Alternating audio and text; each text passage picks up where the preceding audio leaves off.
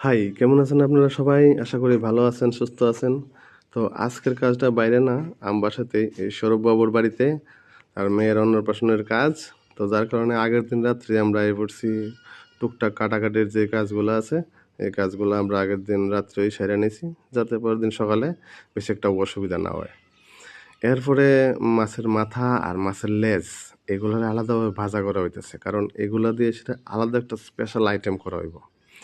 এই করে আমরা আয়া পড়লাম। তো পরের দিন সকালে আবার গেলাম বাটার এগ বানানি নিব, যার কারণে এখানে ডিমগুলা রেডি করা হইতাছে। আর এইখানে রেডি হইতাছে চিলি ফিশের লেগা মাছ ভাজি। চিলি ফিশের মাছ ভাজি যখন শেষ, তখন চিলি ফিশের গ্রেভি রেডি হইতাছে। এই গ্রেভিটা বানাইতেছে আমরা অরূপ বাবু।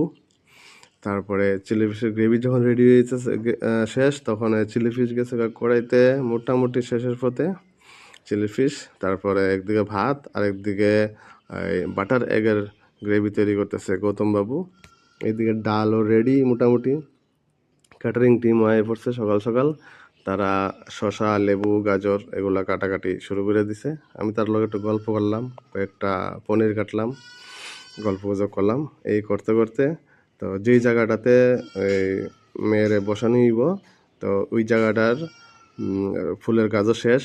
আপনারা ইচ্ছা করলে ফুলের গাছের কন্টাক্টও আমরা দিতে পারেন, খুব সুন্দরভাবে সাজানি হয়।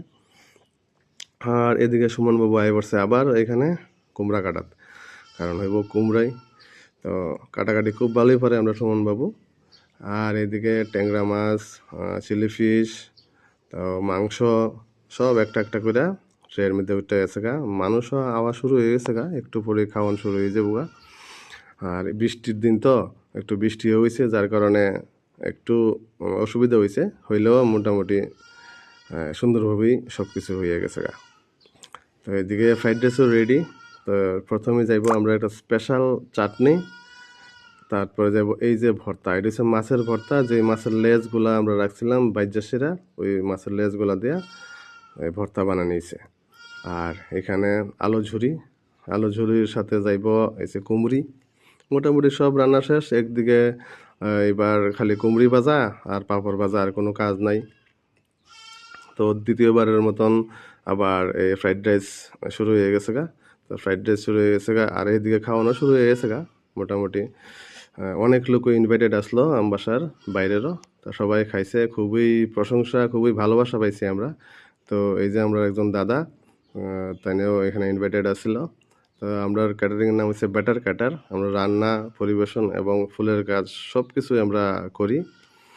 তারপরে আমরা এই যে আরেকটা হের ক্ষুদা লাগছে, তাড়াতাড়ি হেরা এখানে বাইরেই খাওয়ান দেওয়া হয়েছে।